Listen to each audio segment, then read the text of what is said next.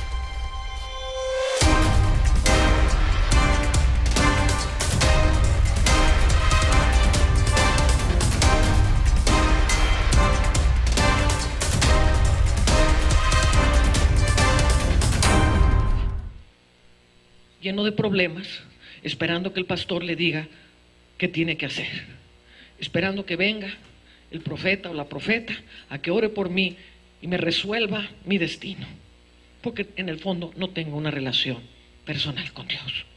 Me dijeron que iba a tener una relación personal con Dios, pero en el fondo tengo una relación con el pastor.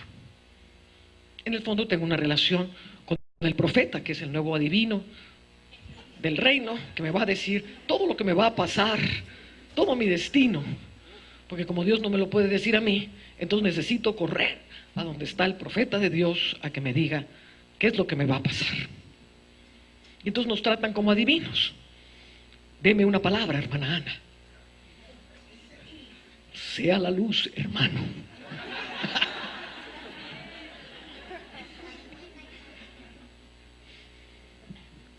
Entonces la pregunta es, ¿podemos recibir la luz o no podemos recibir la luz?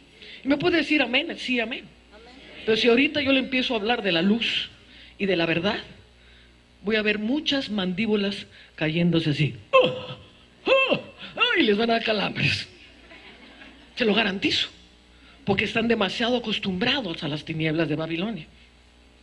Y cuando la luz resplandece, no nos gusta cómo brilla la luz.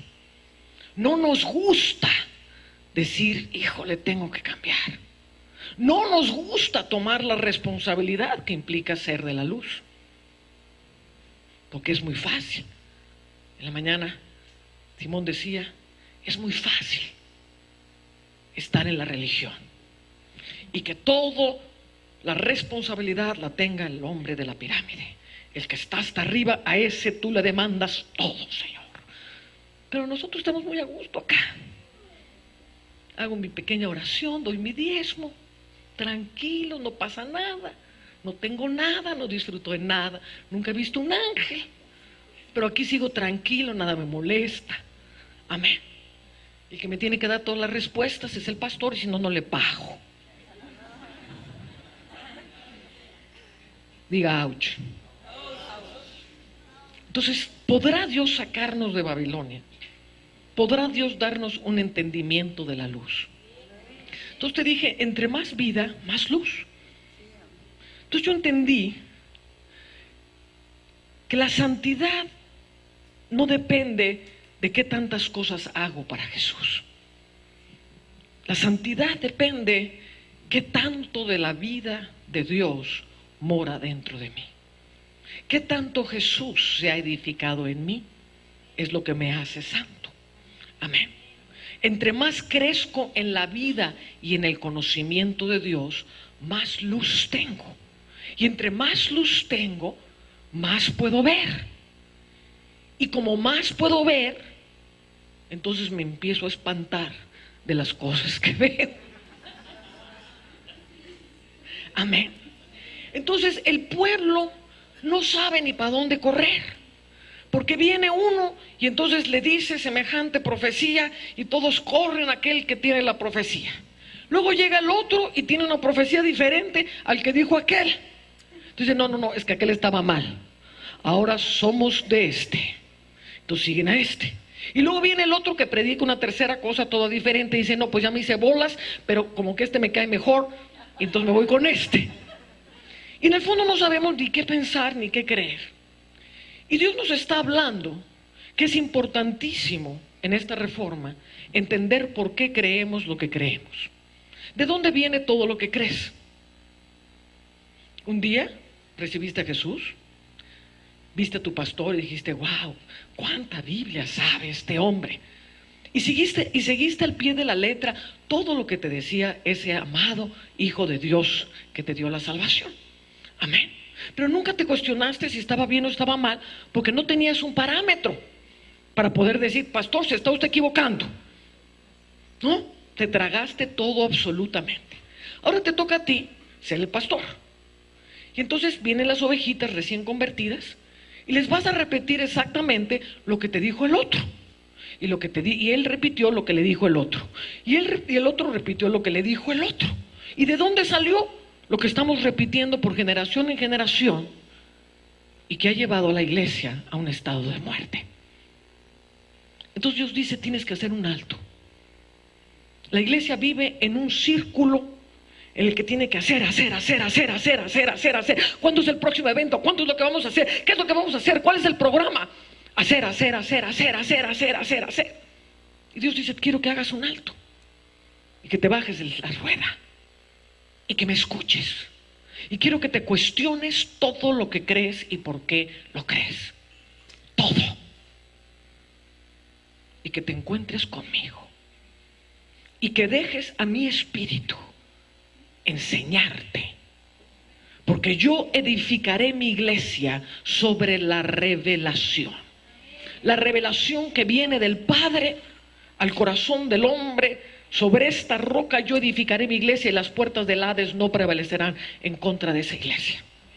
Entonces Dios quiere edificar su iglesia, pero la iglesia está demasiado metida en la rueda de hacer, de buscar, de tener. Quiero posesiones, quiero las riquezas, quiero esto, quiero el éxito de este mundo, quiero el poder, quiero tener, quiero esto. Y están tanto más enfocados en lo que quieren tener que en el ser. Y Dios está enfocado en el ser y no en el hacer. Y lo importante es qué es lo que somos y en qué posición nos vamos colocando. Y qué nivel de vida y de luz es el que mora en nosotros. Eso es lo que mira Dios, no cuántas gentes hay en el salón donde te reúnes. ¿Me estás siguiendo? Entonces, Dios quiere ordenar muchas cosas, pero el problema va a ser la luz.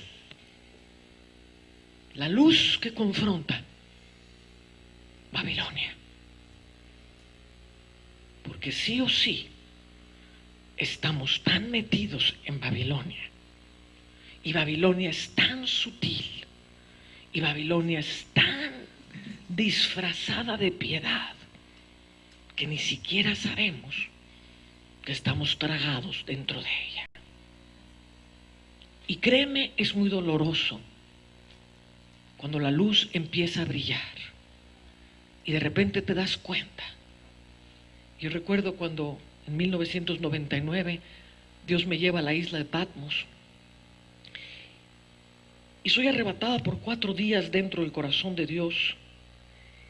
Y soy arrebatada para ver muchas cosas que en aquel momento no entendía nada, porque mis doctrinas estaban tan chuecas por causa de Babilonia y de venir oyendo lo que decía este, que decía el este, que decía el otro, que decía el otro, que decía el otro, que no entendía nada de lo que estaba yo viendo en el cielo. Y dentro de aquellas visiones, una de las cosas que vi fue mi iglesia, y mi iglesia estaba tragada por Babilonia. Y yo no entendía, y vi miles de iglesias tragadas por Babilonia. Yo decía, pero ¿por qué están tragadas las iglesias cristianas por Babilonia? Yo no lo entiendo. Si nosotros tenemos la Biblia, si Babilonia es la iglesia católica, ¿por qué yo estoy en este lugar en el cielo viendo la iglesia dentro de Babilonia? Escribí toda la visión, la puse ahí en un closet y dije, no entiendo nada. Hasta que un amigo mío, un profeta llamado Patrick Fontaine, era un gran evangelista así tipo Benny Hinn en Francia, y cayó muerto en medio de la predicación. Y Dios se lo llevó al cielo y le dijo, te he traído aquí para mostrarte Babilonia. Y le mostró exactamente la misma visión que me había mostrado a mí. Y vio toda la iglesia atrapada en Babilonia y le dijo, mira, esa es tu iglesia. Y Patrick lloró y entendió perfectamente. Y Dios le dijo, te envío de regreso a la tierra porque tienes que hablar y sacar a mi pueblo de Babilonia. Entonces yo fui a su predicación y cuando él dijo eso, me cayó el 20. Dije, ahora entiendo lo que vi. Efectivamente la iglesia ha sido tragada. Se ha edificado Babilonia, su sistema, su pensamiento dentro de la iglesia cristiana. Y entonces empecé a buscar la vida y la luz de Jesús para poder salir de Babilonia. Babilonia no es fácil de salir de ella, requiere mucha confrontación. Entonces quiero hablarte de algo que es muy importante que entendamos y que la iglesia está tan confundida en este respecto. Y si no entendemos esto, mi hermano, el diablo va a seguir avanzando en sus artimañas para destruir a la iglesia. Entonces, lo primero que tengo que entender es que este maravilloso libro, escrito por Dios, lo acomodaron unos exégetas y le llamaron el canon de la Biblia. Esto sucedió en el siglo IV, y ellos decidieron poner estos libros que están aquí. Le llamaron canon porque la canonizaron. Eran católicos. Y entonces la canonizaron. Dijeron, estos son los libros que van a ser santos, y entonces los vamos a canonizar. Así como canonizaron a la bandera de México, y canonizaron a la monja de la no sé cuántos, y canonizaron al papa. Amén, también la canonizaron. Entonces la canonizaron y entonces le pusieron un sello canónico, católico, que nadie puede pensar más allá de esto. ¿Quién escogió esto? ¿Cuántos libros había? Yo he escrito más de 10 libros. ¿Usted cree que un apóstol como Pedro nada más escribió 12 epístolas? ¿Usted cree que alguien como Juan, el discípulo amado, nada más escribió un evangelio y 3 epistolitas ahí chiquititas, y la última diminuta? Y ya esta es la vida de los grandes apóstoles. ¿Cuántas cosas no se quedaron en las catacumbas? ¿Cuántas cosas no se quedaron por ahí perdidas? ¿Cuántas cosas existen que ni siquiera están aquí? Pero esto tiene un sello. En el sello pusieron una página, que yo ya se la arranqué a mi Biblia, pero entonces quiero otra Biblia. A ver, alguien que quiera acercarse a la luz. ¿Tú te quieres acercar a la luz? ¿Sí? ¿Puedo descanonizar tu Biblia? ¿Sí la puedo descanonizar? Entonces aquí, ahorita se van a empezar a torcer algunos, vas a ver.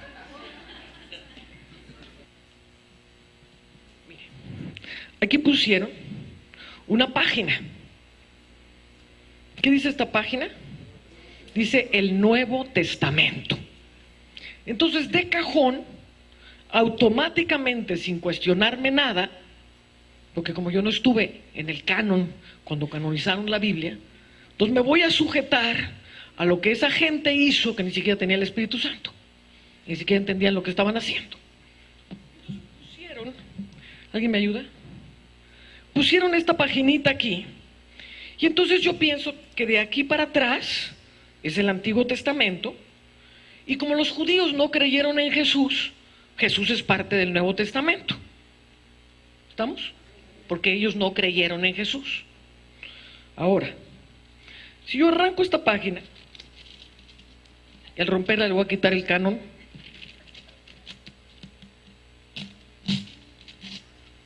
Y la quito de este lugar que la pusieron esta gente.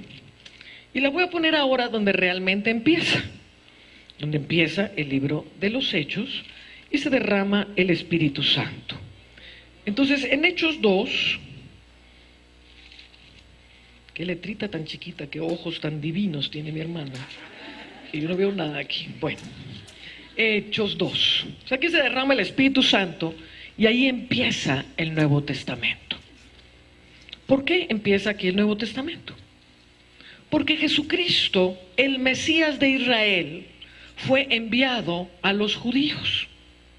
Jesús venía a cumplir todo lo que se había escrito en el Antiguo Testamento.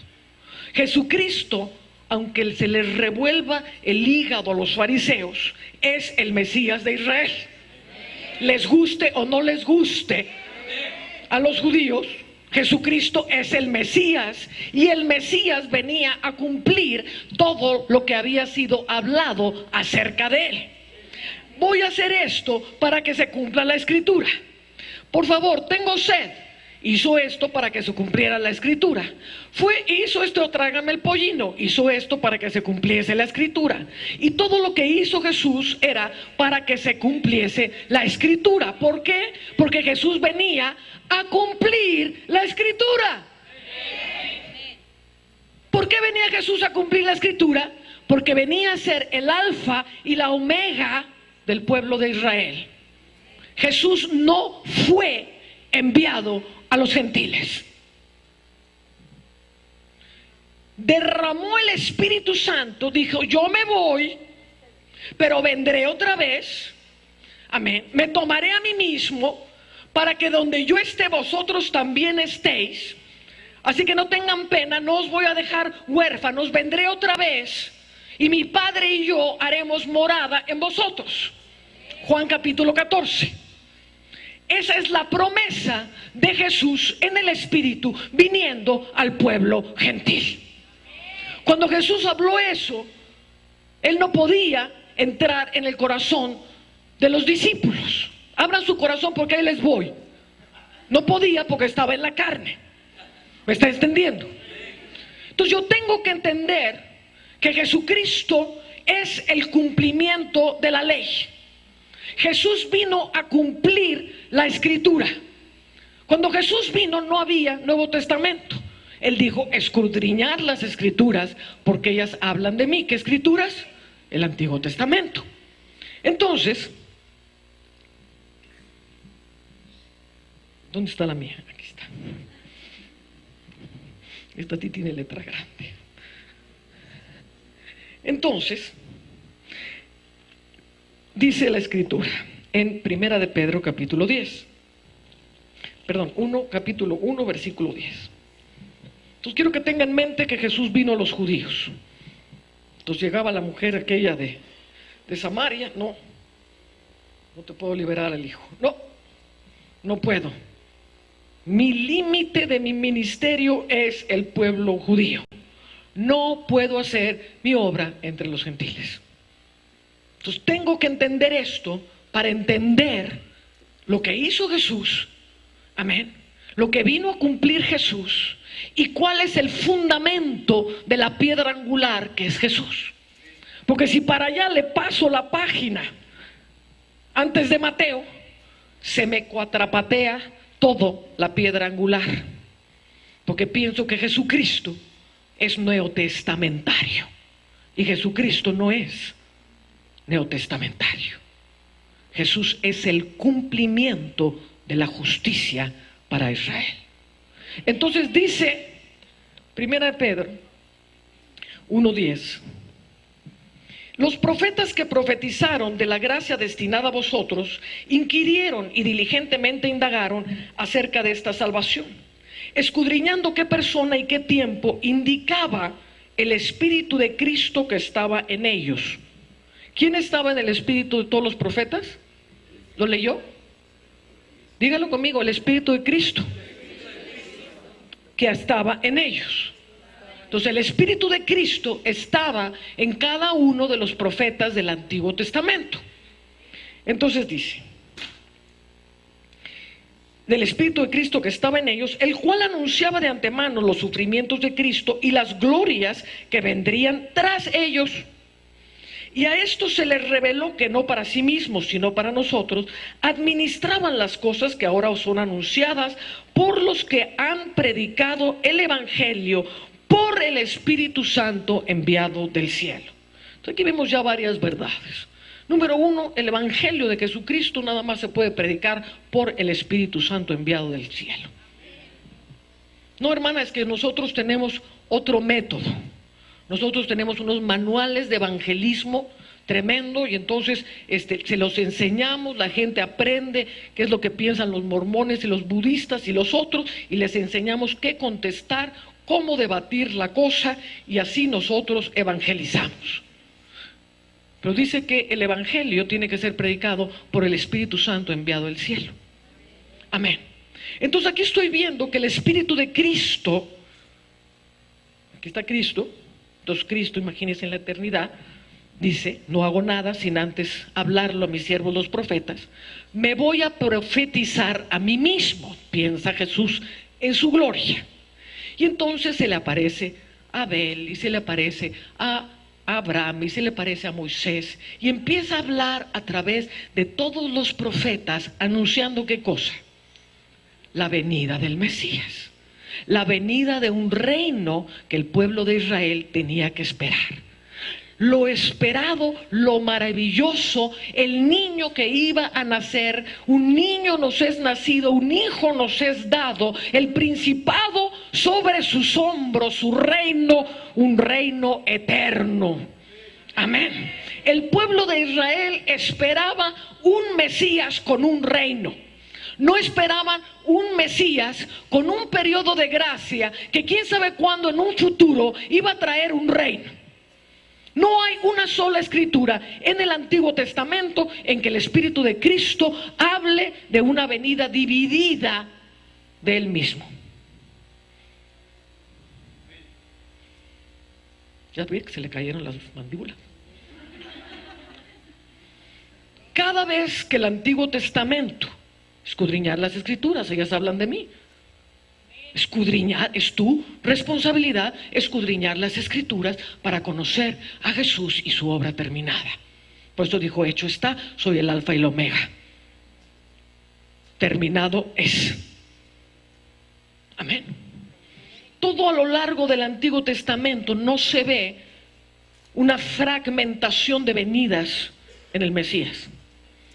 Es que va a venir, pero como que triunfó, pero como que no mucho, porque entonces luego tiene que venir una venida intermedia, y entonces ahí, quién sabe cuánta cosa va a pasar, se vas a casar. Entonces en la venida intermedia es cuando te vas a casar con Jesús, y entonces después de la venida intermedia, entonces cuando ahora sí viene, y entonces cuando ahora sí viene, entonces, ¡ay! Ahora sí va a venir el reino. ¿De dónde salió todo eso? ¿De dónde salió esto? Es que así me lo enseñaron. Pregúntale al que te lo enseñó, ¿de dónde lo sacaste? Es que así me lo enseñaron. Es que así me lo enseñó el otro. Es que así me lo enseñó el otro. Es que así me lo enseñó el otro. Y el problema es que hoy tenemos un fundamento fragmentado. Y la piedra angular está mocha por todos lados.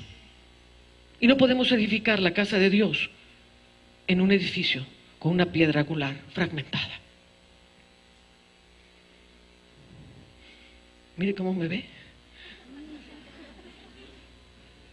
La luz vino, pero amaron más las tinieblas que la luz, porque es más fácil amar lo que conocemos, aunque sea tiniebla, y no enfrentarnos a cambios sustanciales que nos van a sumergir en la gloria de Dios. Porque un Cristo fragmentado sin reino, número uno, no es Rey de Reyes y Señor de Señores. Tú déjale de llamar Rey de Reyes y Señor de Señores. Si realmente crees que viene Jesús en un caballo blanco después de un rapto, quién sabe cuándo, entonces por favor no le llames Rey de Reyes y Señor de Señores, porque todavía no es.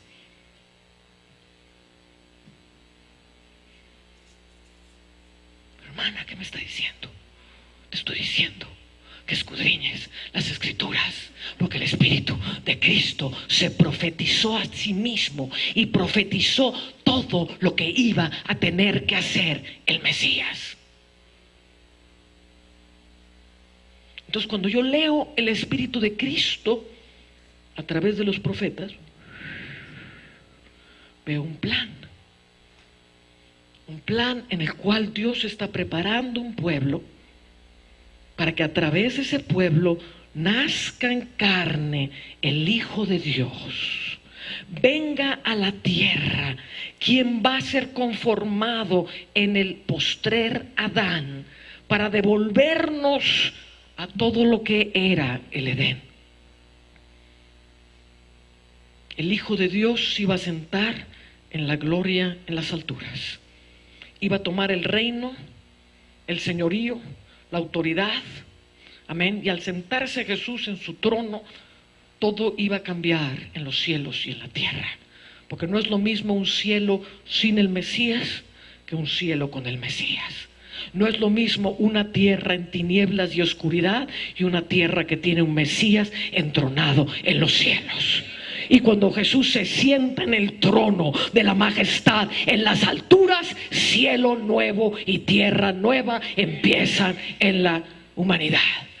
Por tanto, esperamos cielos nuevos y tierra nueva donde more la justicia. ¿Quién es la justicia que tenía que ser manifestada? Jesucristo es la justicia que tenía que ser manifestada. No tiene que venir 80 veces para manifestar la justicia. Jesús es la justicia que había de ser manifestada, y Él se sienta en la majestad, en las alturas, como Rey de Reyes y Señor de Señores, y le da la autoridad, el dominio y el gobierno a los hijos del Altísimo. Esto es lo que está profetizado en todo el Antiguo Testamento. Pasan 2000 años que se pierde el Espíritu Santo, y en 2000 años ya nos hicimos una pelota. Y el Espíritu de Dios te dice: si quieres mi luz y mi verdad, tienes que saber por qué crees lo que crees. Y lo único que yo voy a respaldar es lo que yo hablé en mi palabra. Porque hoy tenemos una serie de cuentos, amén. Están las palabras, los versículos, pero la forma en que fueron puestos le niegan a Jesús su reino. Y algo peor pasa, porque ahí es donde te vas a quedar sin poder. Y entonces te dicen que cuando Jesús venga en las nubes, en un caballito blanco,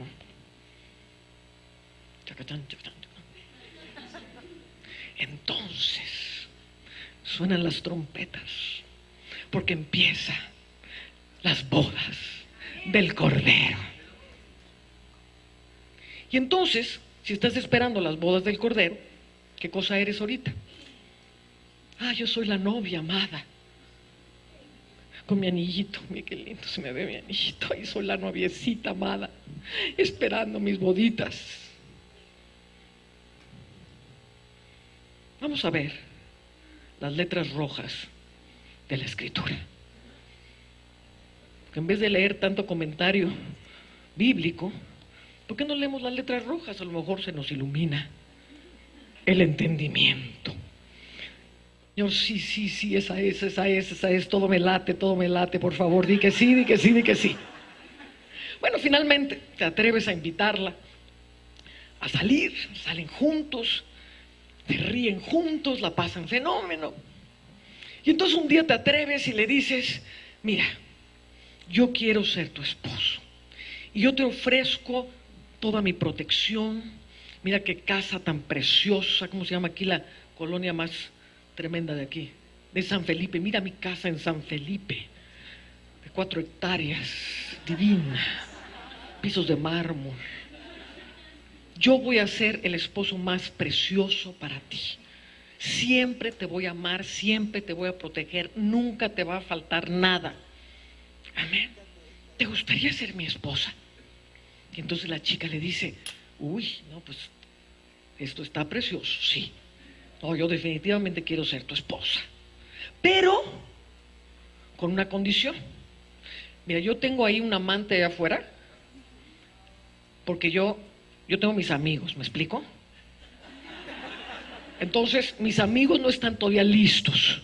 Entonces, yo no voy a dejar a mis amigos por ti. Entonces, sí me caso contigo, pero yo tengo mi tiempo. A ti te voy a dar nada más un día a la semana, y luego los otros 6 días yo me voy con mis cuates y con mi amante que tengo ahí. Eso de que me tengo que sujetar a ti, pero para nada. Yo soy quien dice todo. Tu dinero, por supuesto que quiero todas tus riquezas. Las mías, 3 pesitos, mijito. Pues sí te amo, pero como para 3 pesitos. Porque no te amo más, ¿me entiendes? 3 pesitos, con eso tienes que sobrevivir, porque ¿para qué quieres tanto dinero si ya tienes mucho? Entonces, mi amor se te demuestra con mis 3 pesitos. Entonces yo hago lo que quiera, y eso sí te voy a cantar re bonito. Nada que salga de mi corazón. Voy a agarrar el manual de cantos y te los voy a recitar 273,000 veces hasta que te caigas de la aburrición. ¿Cuántos de ustedes se casarían con esa chica? Jamás, ¿verdad? Ahora, ¿por qué usted piensa que Jesucristo, el Rey de Reyes, sí se casaría con alguien así?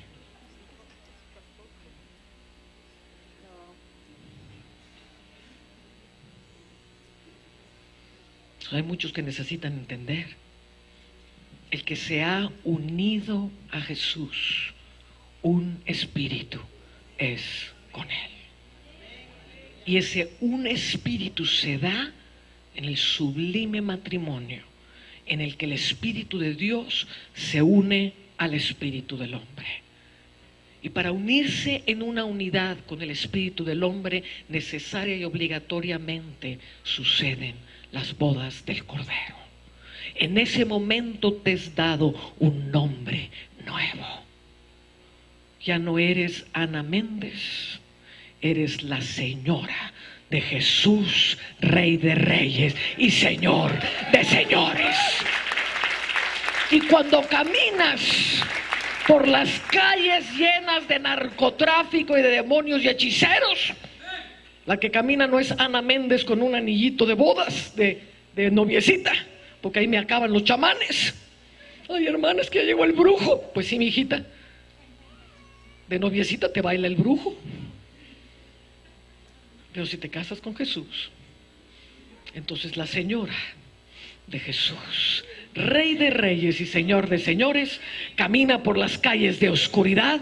La vida resplandece dentro de mí y las tinieblas no pueden prevalecer en contra de la luz. Y eso es lo que oró el Señor Jesús. Padre, que ellos sean uno, como tú y yo somos uno. Así que ellos sean uno en nosotros, el matrimonio, que ellos sean uno en nosotros, para que el mundo vea que tú me enviaste. Porque la señora de Jesús de Nazaret se ve diferente que el mundo. La señora de Jesús de Nazaret no camina como la ramera de Babilonia. La señora de Jesús de Nazaret se le cuadran los ángeles y se le cuadran los demonios y se abre el paso de luz a su caminar, porque somos hijos de Dios, nacidos del agua y del Espíritu del Señor. Y entonces, mi hermana, las 10 vírgenes, ¿qué hubo con las 10 vírgenes?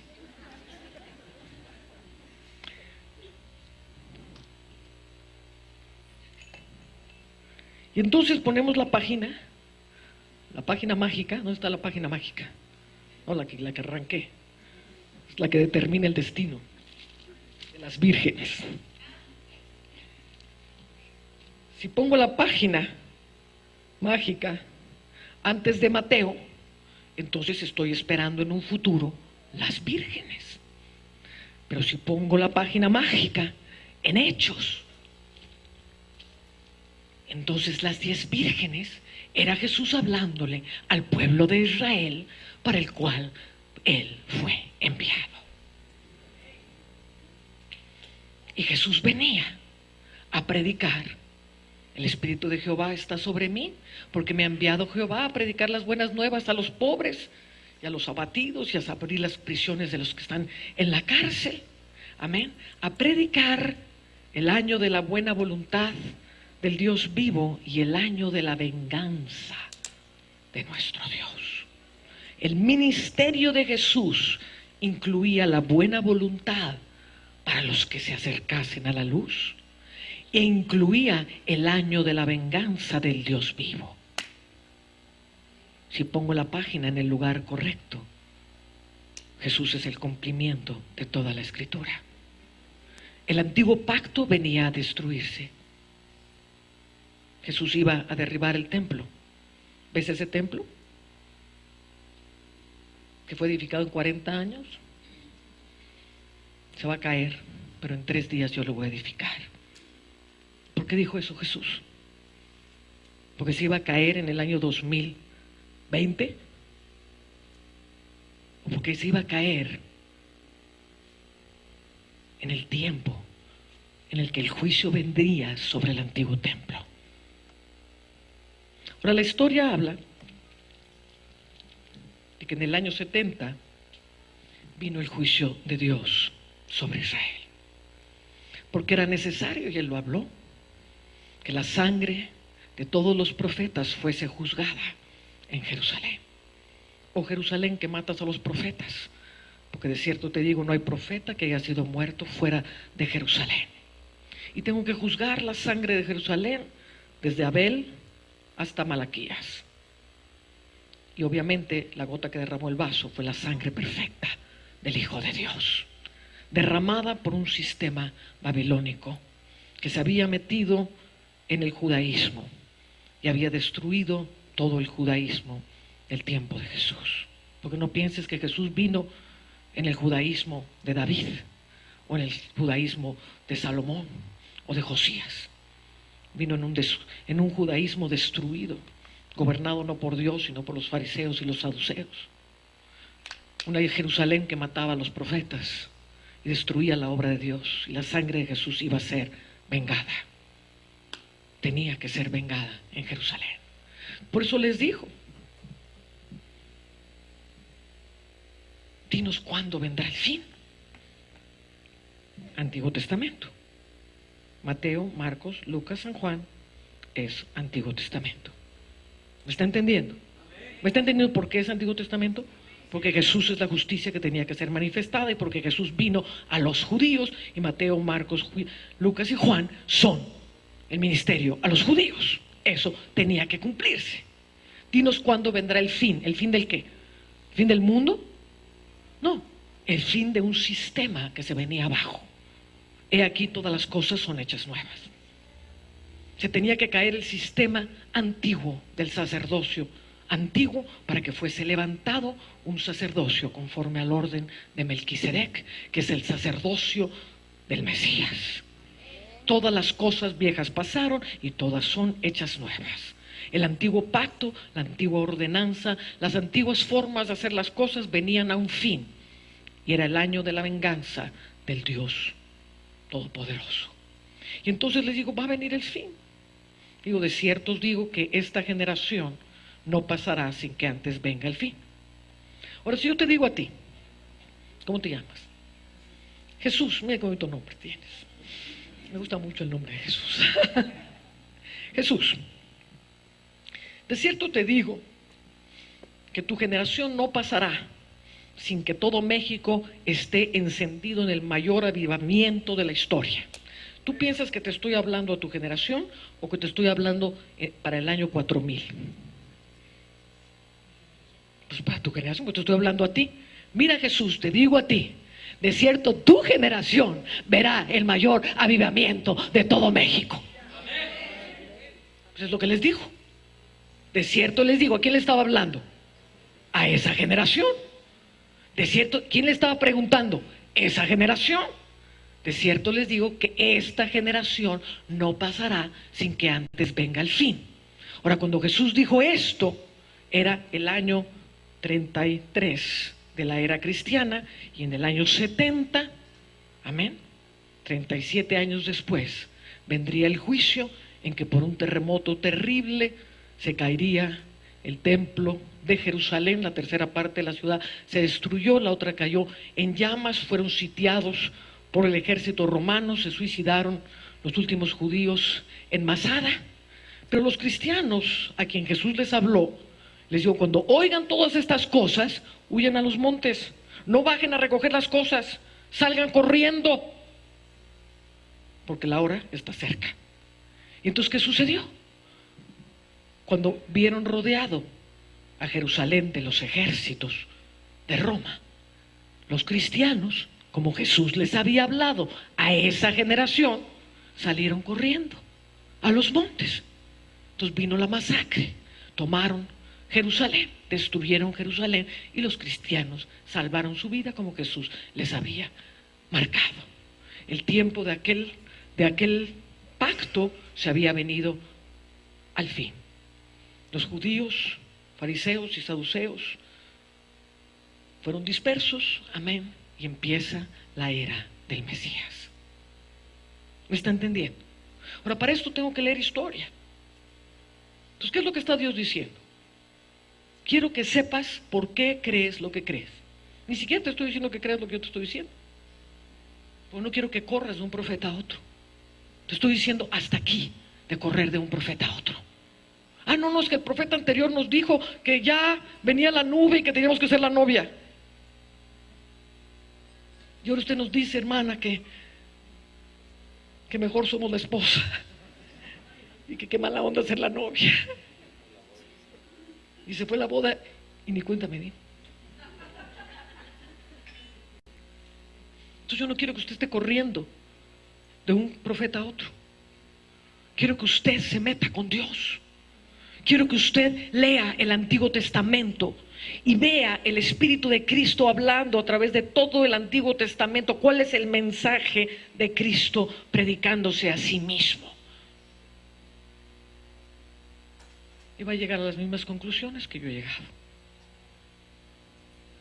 ¿Me está entendiendo? Entonces, esa bendita página ha matado a la iglesia de Jesucristo. Y leemos Mateo, Lucas, Marcos y Juan como si todavía no se hubiese cumplido. Y seguimos esperando la era del Mesías, igual que los judíos inconversos. Y si supieras qué hay atrás de todo eso y quiénes están atrás de todo eso, te sorprenderías de cómo el diablo anhela que nunca entres a la era mesiánica, que nunca entres ni tengas el reino de Dios, sino que sigas esperando el Mesías que te va a venir a resolver todos tus problemas, porque con la religiosidad que vives no los puedes resolver tú mismo. Y como novia menos. Pero la esposa tiene el nombre del esposo, tiene la chequera del esposo, es carne y miembros y cuerpo del esposo. Por eso les decía Pablo a los efesios que sean abiertos los ojos de vuestro entendimiento, para que sepáis cuál es la herencia en los santos y la supereminente grandeza del poder de Dios que opera en vosotros, el poder que sacó a Jesucristo de entre los muertos y lo sentó en las alturas sobre todo dominio y potestad y nombre que se nombra, y lo dio por cabeza a la iglesia, la cual es su cuerpo, la plenitud de aquel que todo lo llena en todo. Pero si no soy el cuerpo de Cristo, no soy plenitud de nada, ni tengo nada, y sigo esperando que el reino de Dios venga, cuando el reino de Dios, Jesús mismo lo dijo, está en medio de vosotros. Ahora sí le voy a leer las letras rojas. ¿Cuántos todavía aman a la hermana Ana? Yo les dije que la luz no se tragaba fácilmente. Amaron más las tinieblas que la luz. Por eso, ¿te acuerdas, Simón, cuando hablabas de esta mañana, cuando Jesús dijo, comed de mi carne y bebed de mi sangre? Amaron más las tinieblas que la luz y se fueron. Entonces dice, voy a leer el Antiguo Testamento, en Lucas capítulo 17, versículo 20. Dice, preguntando por los fariseos cuándo había de venir el reino de Dios, les respondió y dijo. Aquí estamos viendo una pregunta directa. Los fariseos cuestionando a Jesús. ¿Cuándo vendrá el reino de Dios? No hay vuelta de hoja. Pues aquí podía decir Jesús, nadie sabe cuándo vendrá. A lo mejor en el siglo XXI. Nadie sabe sino mi Padre cuándo vendrá. Pero no dijo eso. Contestó directamente. Mire, me estoy riendo para que le caiga suavecito. Entonces dice, ahora sí son letras rojas. El reino de Dios no vendrá, o su Biblia dice advertencia, pero la palabra original aquí es visiblemente o con observancia. El reino de Dios no vendrá con observancia, ni dirán, helo aquí. ¿Dónde estaba Jesús? ¿Dónde estaba? No, pero ¿en qué país? ¿En qué ciudad? ¿Estaba en Jerusalén? ¿Sí estaba en Jerusalén con los fariseos? ¿Segurísimo que estaba en Jerusalén con los fariseos? Ya está dudando de todo. Sí estaba en Jerusalén con los fariseos. Pero está diciendo, no dirán, helo aquí. O sea, no dirán, helo aquí en Jerusalén. Ni dirán, helo allí. Porque aquí el reino de Dios está entre vosotros. No dirán, helo aquí, ni helo allí. Pero nosotros los cristianos decimos que cuando venga el reino de Dios va a venir en Jerusalén. ¿De dónde salió eso? Desde luego Jesús no lo dijo. Ninguno de los profetas lo profetizaron de esa manera. Ninguno de los apóstoles lo predicó de esa manera. Y las letras rojas dicen que no sería ahí, porque el reino de Dios no es de la tierra. Los fariseos querían que se sentara en Jerusalén. Nosotros esperamos un Mesías que se siente en Jerusalén. Y como tú no te vas a sentar en Jerusalén, mi querido Jesús, entonces tú no eres el Mesías y te matamos. Porque nosotros esperamos a alguien que se siente en el trono de David físico. Lamentablemente siento decirles que mi reino no es de este mundo, ni dirán helo aquí ni helo allí, porque mi reino está en medio de vosotros, pero ustedes, queridos fariseos, no lo pueden ni ver ni entender. ¿Por qué dijo que estaba en medio de ellos? Porque Jesús es el reino. El reino no es un lugar, el reino es una persona. En Él estamos, nos movemos y somos. El reino es Él, unidos a Él, siendo unos en Él para que el mundo crea que tú me enviaste. Entonces había una parte de Israel que no estaba lista para el Mesías, que no tenían aceite en sus lámparas. Y cuando vino aquel gran día, la señal del Hijo del Hombre será como un relámpago. No dijo la señal del Hijo del Hombre será que me voy a poner una corona y me voy a sentar en Jerusalén. Dijo, será como un relámpago. Y vino una manifestación de la gloria sobre Jerusalén. Y se cayó el templo y se quemó la ciudad. Y las vírgenes que estaban listas corrieron a los montes. Y las que no estaban listas se quedaron achicharraditas. ¿A quién le estaba hablando? No lloren, mujeres de Jerusalén. Ahí va con la cruz. Mujeres de Jerusalén, no lloren. No lloren por mí. Yo al ratito me voy a sentar ahí arriba en el trono. No lloren por mí. Oren para que no les agarre aquel día ni en sábado, ni estén preñadas, ni estén amamantando bebés. ¿A quién le estaba hablando? ¿A mujeres 2000 años después? No. A esas mujeres que estaban llorando. No lloren por mí. Lloren porque ya está cerca, faltan 37 años. Y donde se les ocurra preñarse, Por eso Pablo decía, todos los apóstoles del Nuevo Testamento estaban preparando al pueblo de Dios para ese momento en el año 70. Por eso Pablo decía, ¿saben qué? Es mejor que no se casen. Ya viene la situación, ¿ya para qué te vas a casar? Estamos en tiempos de persecución terrible. En el año 66 después de Cristo empezaron lo que se llamaban las guerras de los judíos. Estas fueron guerras conflictivísimas en que se reunieron todas las naciones, nación contra nación. Cuando la Biblia habla que se reúnen todas las naciones una con las otras, no está hablando de los aztecas ni de los cariocas de Brasil. Le voy a contar cómo se ven las naciones en los ojos de Dios en el Antiguo Testamento entre los judíos. Ven conmigo a Hechos, y esta es la venida del Espíritu Santo. Dice, versículo 5, 2:5. Moraban entonces en Jerusalén judíos, varones piadosos de todas las naciones bajo el cielo. De todas las naciones bajo el cielo. ¿Usted cree realmente que había un judío azteca ahí? Entonces dice que cuando se reúnan y las naciones rodeen a Jerusalén, se estaba refiriendo a las naciones judías, porque Jesús vino a los judíos. Estaban judíos de todas las naciones del mundo en Jerusalén. Y en el año 66 se agarraron unos contra otros y se llaman las guerras de los judíos. Los puede usted leer en los escritos de Flavio Josefo. Amén.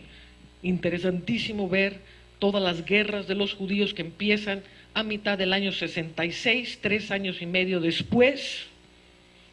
Viene la caída de Jerusalén, viene el juicio de Dios sobre Jerusalén y dura otros 3 años y medio. Amén. El conflicto de los judíos.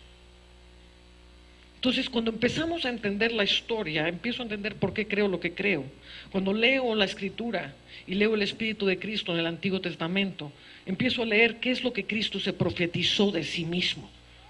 Y usted no va a ver en ninguna parte del Antiguo Testamento Jesús viniendo y arrebatando a la iglesia a las nubes y todos los carros chocando en la tierra y los barcos hundiéndose, los aviones yéndose a pique. En ningún momento habla eso la Escritura. Entonces, ¿por qué creemos lo que creemos? Y lo que creemos nos está robando el reino, y lo que creemos nos está robando el ser la esposa del Cordero, y lo que creemos nos está robando el ser el cuerpo de Cristo. Y la iglesia está enferma, y la iglesia está moribunda, y la iglesia está en pobreza, y la iglesia está con las puertas del infierno por todos lados, asustada porque un brujo los espanta. Cuando somos la plenitud de Cristo en la tierra. Eso sí fue profetizado. Seríamos la esposa del Cordero. Ahora me puedo ir a alargar y alargar porque yo me encanta hablar, pero lo voy a dejar meditar. Amén. Y si lo quiero dejar con algo, no es que usted siga todo lo que yo digo, porque entonces volvemos a la misma Babilonia. Quiero de veras poner en su corazón que estas palabras que salen del trono de Dios, hijo, hija, quiero que sepas por mi espíritu por qué crees lo que crees. Esto es lo que te quiero dejar. Y si todo lo que te he hablado te sacudió, bendito Dios. Si te provoqué a buscar, híjole, y ahora esto, y yo sé que ya tienes 50,000 preguntas y te las puedo contestar a la luz de la Escritura, porque yo sí me metí con Dios para saber por qué creo lo que creo, porque yo voy a tener que pararme un día delante de Dios y la palabra me juzgará en aquel día. ¿Cómo la entendiste? No, porque a ciegas me rendí a lo que me dijeron. No, Señor, escudriñé de ti. Mi espíritu todo lo escudriña. Y escudriñé de ti. Y tú me iluminaste. Y busqué tu vida para que tu vida fuese la luz que me iluminase. y busqué crecer en vida y deseé crecer en el conocimiento de esa vida, que fuese creciendo e iluminándome para tener las respuestas y poderme parar delante de tu trono y decir: viví mi vida conforme a lo que creí, porque todas las letras rojas de las Escrituras no fueron en vanas para mí. Y por estas letras me paro delante de ti, oh Dios de la gloria. No por lo que dijo aquel, ni por lo que dijo aquel, ni por lo que dijo aquel, sino por tu espíritu. Por tu espíritu me revelas que soy tu esposa amada. Por tu espíritu me revelas que soy miembro de tus miembros y cuerpo y tu cuerpo. Por tu espíritu me revelas que soy tu plenitud. Por tu espíritu me revelas el reino que al Padre le plació darnos. Por tu espíritu me puedo parar delante de ti, porque tú me enseñaste, Jesús. La unción del Santo me enseñó todas las cosas. Aleluya.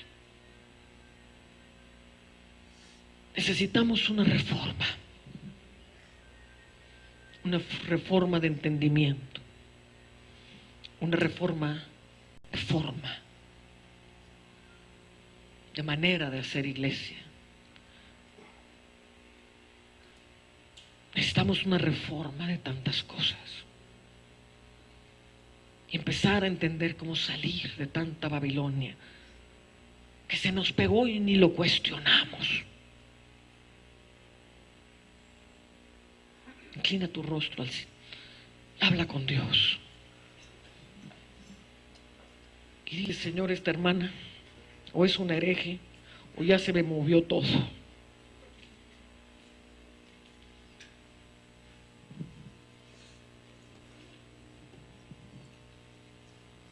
Yo quiero saber por qué creo lo que creo. Y para eso necesito tu espíritu. Y para tener tu espíritu, Señor, necesito ponerme a cuentas contigo. Y necesito entregarte mi vida religiosa. Y necesito entregarte todo lo que creo y ponerlo en la cruz del Calvario. Y si eres valiente, pon en la cruz del Calvario todo lo que crees. Y dile: Espíritu Santo, como enseñaste al apóstol Pablo, que como dice la Escritura, cuando recibí del Señor la revelación, no corrí a los que tenían más reputación que yo, sino que me metí con Dios para entenderlo y conocerlo a Él. Y luego dice Colosenses: y cuando llegué a los que tenían más reputación que yo, ninguna cosa me enseñaron. Gálatas. Y así es como necesitamos conocer a Dios. Perdona mi tibieza, Señor. Perdóname porque he estado dependiendo de tantos hombres que me den comida digerida, que ya me metieron tanta cosa que yo ya no sé nada. Y qué bueno que estés en esa situación de no saber nada, porque es la mejor situación para que Él edifique su iglesia, su esposa. Perdóname, Señor, porque dependí del hombre y no de ti. Perdóname por mi desidia espiritual. Perdóname. Pero quiero entender. Hay gente aquí que necesita entregarse a Jesús, que han vivido una vida terriblemente religiosa y sabes que no tienes la vida. Sabes que necesitas una impartición directa del cielo, porque lo que has edificado es un sistema religioso y te estás muriendo en él. Y hay una generación que viene atrás de nosotros y que necesita hombres y mujeres entendidos del cielo, hombres y mujeres entendidos de las dimensiones del reino de Dios, Un reino que no es de este mundo, ni lo puedes aprender en una escuelita. Porque Jesús jamás entrenó a sus discípulos en ninguna escuelita de fariseos. Les mostró al Padre, les mostró la vida, les habló de los misterios del cielo.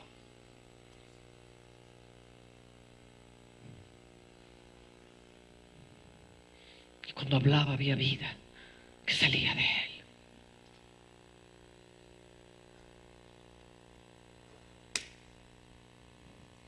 La generación que viene atrás de nosotros requiere de hombres y mujeres diferentes. Nuestro México se está hundiendo porque tenemos mucha Babilonia y poca eficacia. México necesita una generación de valientes. Porque si tú crees remotamente que aunque te hablé entre risa y risa, no se necesitaron terribles pantalones para hablar lo que hablé, estás muy equivocado. Se necesita mucho valor para pararte en la luz. Se necesita mucho valor para hablar contra corriente. Se necesita mucho valor. ¿Y de dónde viene el valor? ¿De dónde viene el valor de un reformador? De conocer al que me respalda, de conocer al que habla a través de mí. Porque si mi ministerio y mi vida dependieran de la opinión del hombre, créeme que te estaría hablando de prosperidad o de sanidades o de cualquier necesidad.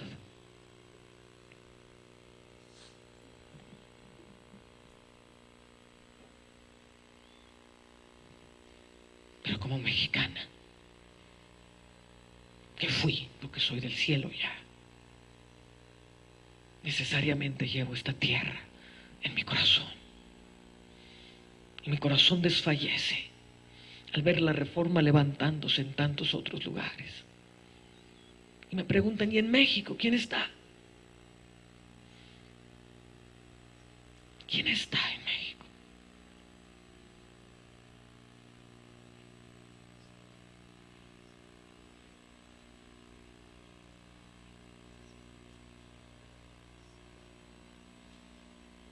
No es fácil llevar la luz, porque la religión ama más las tinieblas. Y ser un reformador no será fácil.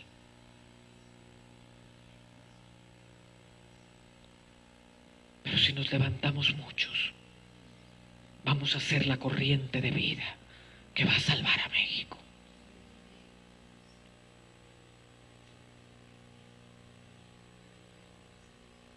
Pero no puedes ser un reformador porque oíste una conferencia. Te vuelves un reformador cuando te metiste con Dios. Cuando se forjó en ti la cruz para aguantar lo que sea que venga. Cuando se formó en ti la resurrección para irradiar sobre cualquier tiniebla.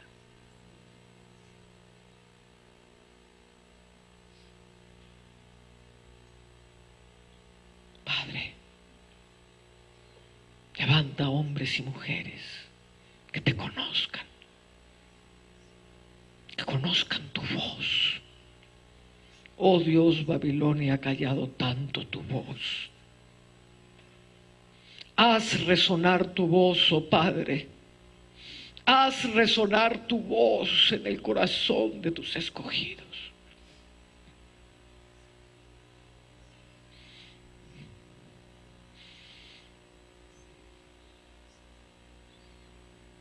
Santo, santo, santo.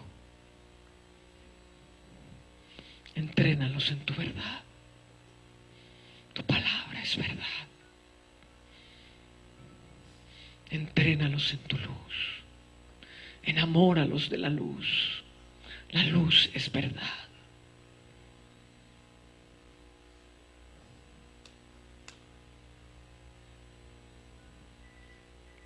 amaron la luz, les dio potestad de ser hechos hijos de Dios. Los que amaron la luz, los que amaron la verdad, son los que nacieron del Espíritu, los que fueron guiados por el Espíritu.